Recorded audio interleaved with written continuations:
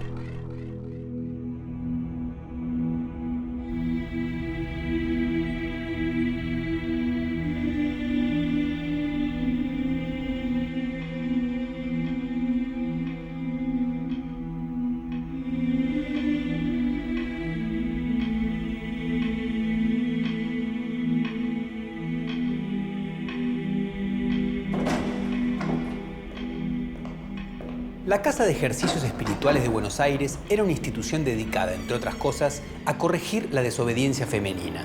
A fines del periodo colonial, muchas mujeres de distinta condición social fueron encerradas acá por no ajustarse a las pautas de la dominación masculina.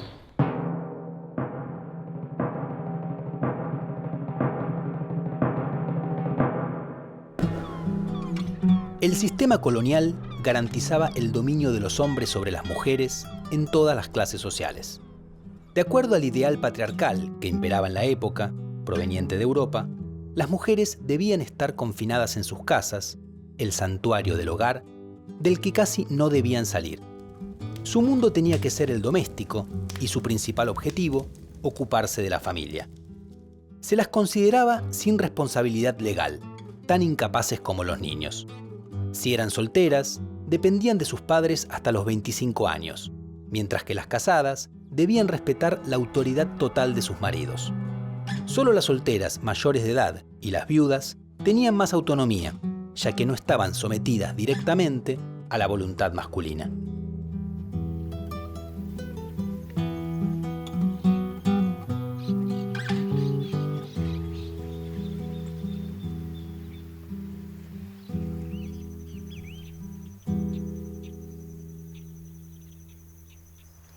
Los fundamentos del patriarcado hunden sus raíces en el fondo de los tiempos.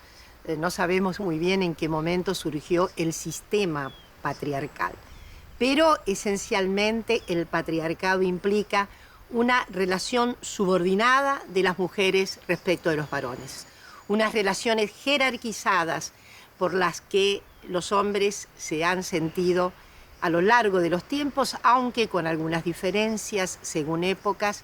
Los varones se han sentido superiores a las mujeres física, mental y moralmente. El patriarcado es un sistema que derivó en algunas consecuencias gravísimas, sobre todo, yo diría, en épocas más recientes. El patriarcado no ha sido idéntico a lo largo de los tiempos, pero todavía hoy, en nuestros días, se hace sentir. Hay jerarquías en las relaciones, subsiste la idea de que hay una superioridad, sobre todo para el ejercicio de las funciones públicas, y especialmente el siglo XIX marca de manera muy prominente un ejercicio mayor, yo diría hasta más eficaz, del sistema patriarcal, porque es un siglo de increíble conculcamiento de los derechos de las mujeres. Los varones, de alguna manera, enriquecieron, profundizaron e hicieron más sistémico el patriarcalismo. Entonces, sus razones se han, yo diría, perdido en alguna medida, pero subsisten porque todavía estamos frente a sociedades inequívocamente poco iguales en las relaciones entre los géneros.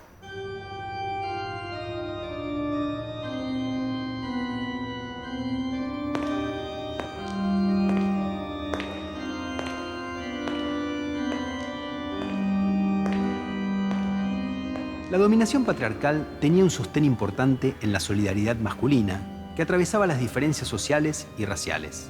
Si un hombre tenía problemas para lograr que su esposa o su hija se ajustaran a lo que él quería, como le pasó al marinero León con su mujer Dolores Acosta, podía acudir a la justicia eclesiástica o a la justicia civil, que en esa época funcionaba en el cabildo, a pedir un correctivo. Los jueces, que siempre eran hombres, ordenaban a menudo la reclusión de las mujeres.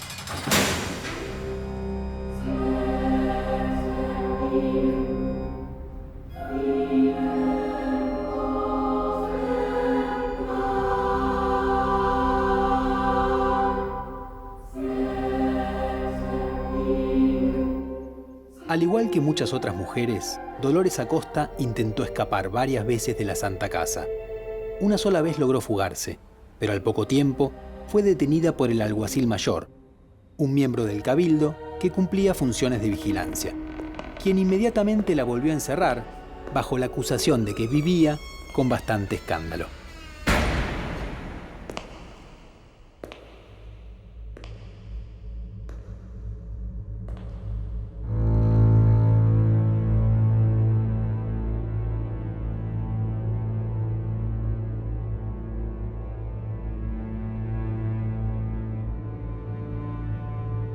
Además de las reclusiones, las mujeres podían sufrir maltratos físicos de parte de sus parejas. Que un hombre le pegara a su mujer, estuvieran legalmente casados o no, era algo tolerado, y solo los casos más violentos llegaban a la justicia.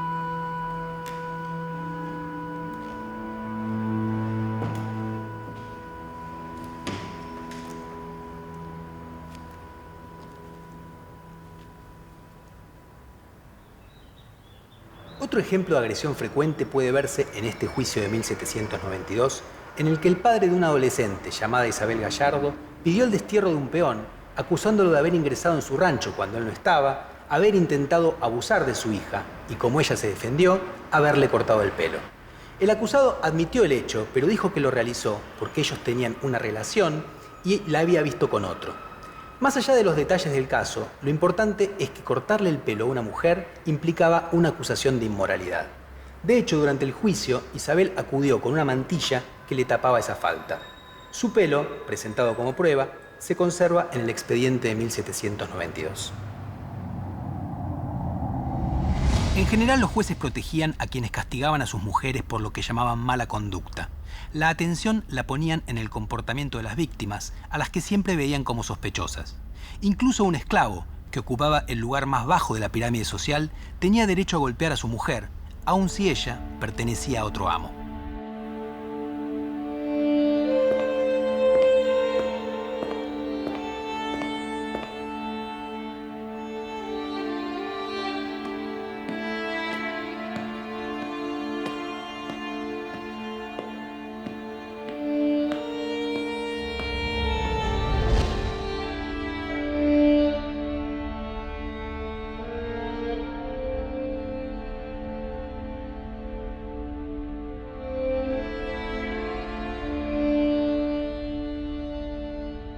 Las mujeres que eran abusadas sexualmente no podían esperar mucho de los jueces, que desconfiaban de ellas y de sus actitudes, particularmente si vivían solas.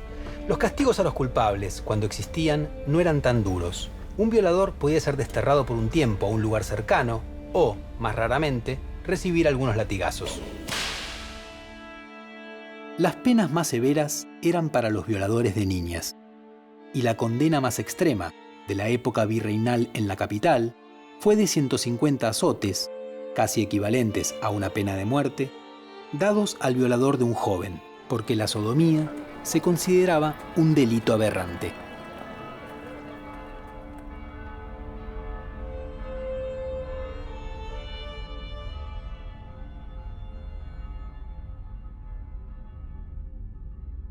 Cuando la que sufría un ultraje era una mujer casada, fuera un abuso o un insulto que vulneraba su virtud pública, era el marido quien presentaba la cuestión ante la justicia si es que no tomaba revancha directamente. En esos casos, los jueces daban más importancia a lo ocurrido, porque estaba en juego el honor del hombre. El honor masculino era un componente crucial de la cultura popular. Implicaba actuar frente a un insulto u otra afrenta, a riesgo de quedar desacreditado. A la vez, el honor de los hombres dependía de la reputación moral y el comportamiento sexual de sus parejas, madres, hermanas e hijas. Por eso, el control sobre las acciones de las mujeres era para ellos central.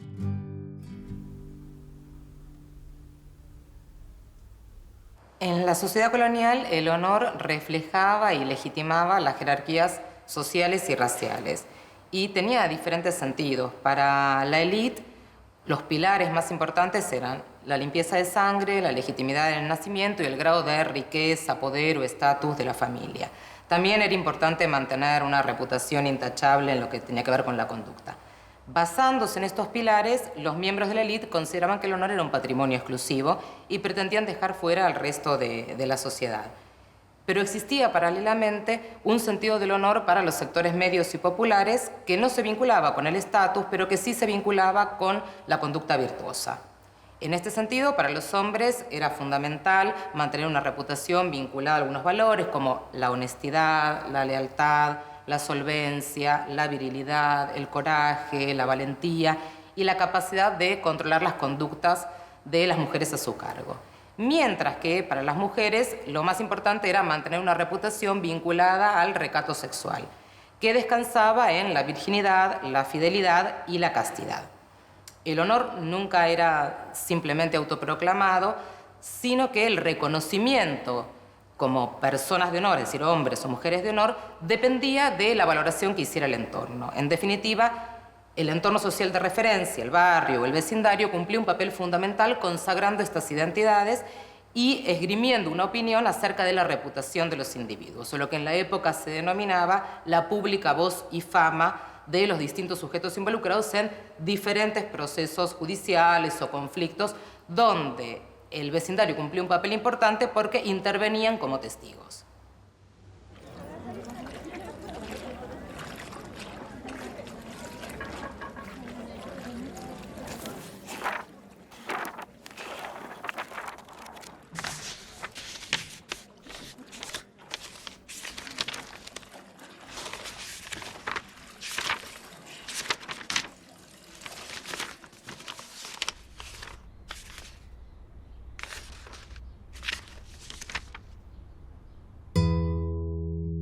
A los ojos de las clases altas, las mujeres de origen popular eran las que menos se ajustaban al modelo patriarcal. Manejaban un estereotipo sobre ellas, que vivían en desorden, que su moral era dudosa y que su comportamiento sexual solía ser ligero.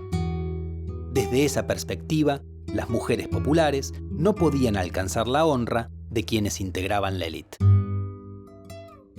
Las mujeres del bajo pueblo, a diferencia de las de alta sociedad, tenían que trabajar para vivir, lo cual en ciudades como Buenos Aires no se ajustaba al ideal patriarcal de que pasaran todo el día en sus casas. Las criadas trabajaban en residencias ajenas en las que a menudo vivían, mientras que las lavanderas, planchadoras, jornaleras, vendedoras ambulantes, prostitutas, mendigas y mujeres sin una ocupación fija se movían por las plazas, las iglesias, las calles y los mercados. A su modo, escapaban del encierro buscado.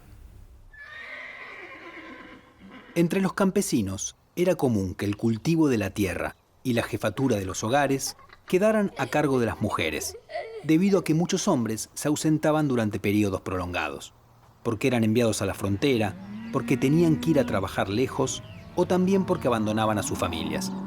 En algunos lugares, como Santiago del Estero o Cuyo, la cantidad de ranchos conducidos por mujeres era enorme. La mayor parte de la producción textil estaba en manos femeninas. Hilaban y tejían ponchos, frazadas y otras prendas, de lana y algodón. Después pasaban por ahí comerciantes que les compraban la producción a precios bajos. En el mundo rural, entonces, las mujeres vivían más ajustadas al ideal masculino de permanencia en el hogar, pero con protagonismo económico.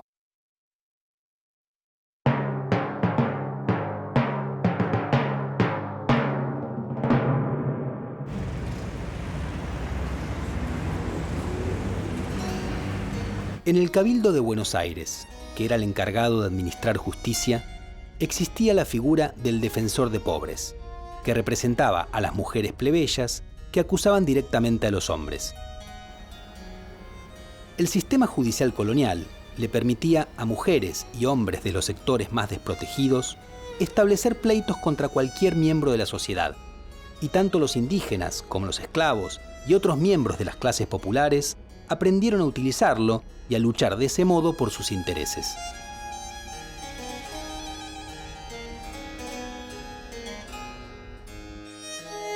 Los que impartían justicia pertenecían en general a las clases altas y las arbitrariedades eran corrientes.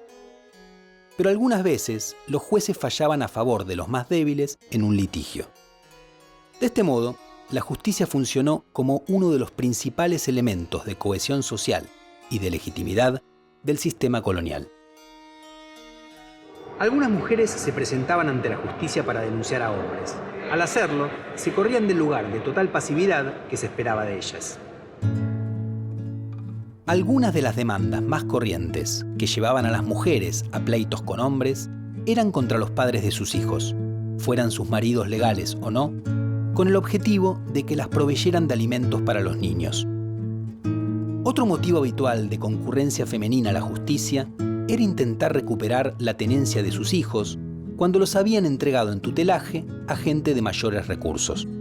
Para lograr la devolución, decían que ahora habían superado la situación de indigencia que en su momento las había obligado a entregar al chico, y muchas veces acusaban a los tutores de haberlo maltratado. Si se probaba que el niño no había sido bien cuidado, las querellantes solían ganar la causa.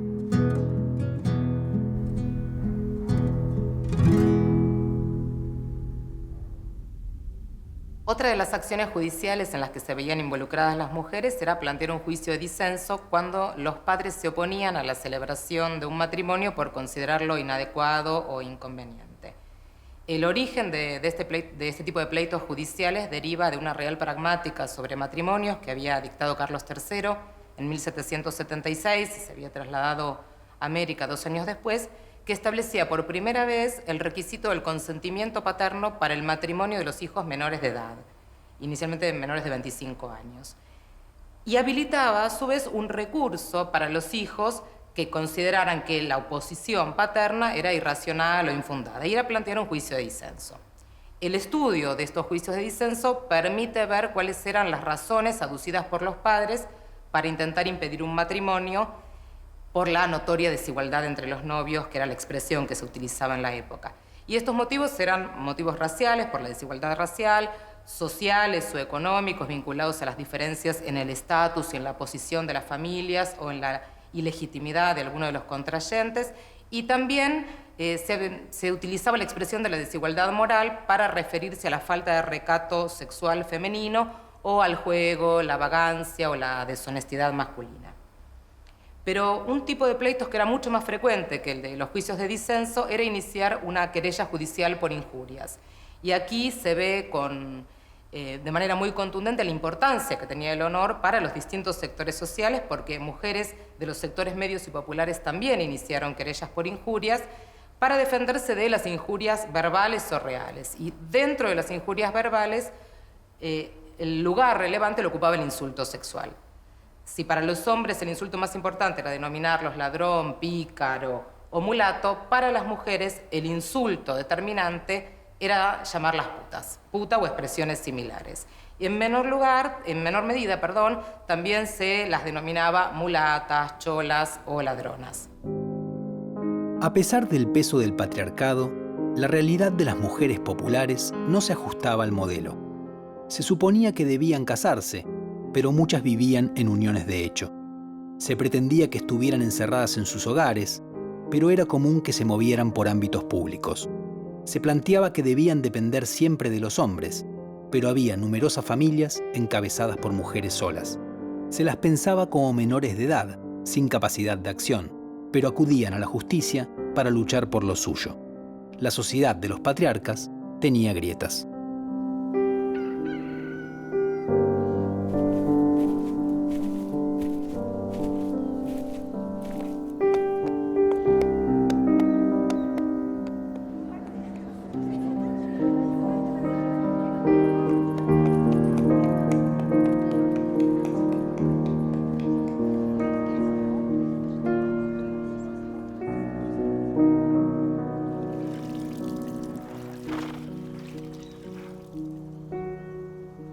La sociedad colonial, en las tierras que hoy integran nuestro país, garantizaba el predominio masculino. Eso hacía que las mujeres de las clases populares, sujetas a sus padres, maridos o autoridades, ocuparan el lugar más bajo de la pirámide social.